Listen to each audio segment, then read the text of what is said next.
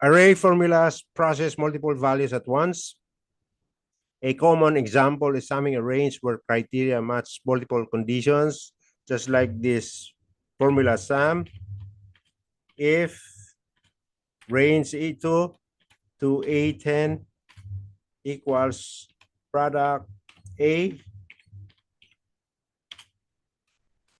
comma, another range of B2 to B10, then close, enter. The answer is 1,200 to add all the product A.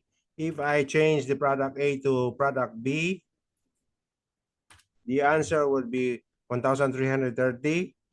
If I change the product B to product C, and I'm gonna total the product C, the answer would be 1,600. In older version of the Excel, you are required to press Control plus Shift plus Enter to apply an array formula. But in newer Excel versions support dynamic arrays, meaning no need for Control plus Shift plus Enter. That is for 2019 and 365 Excel.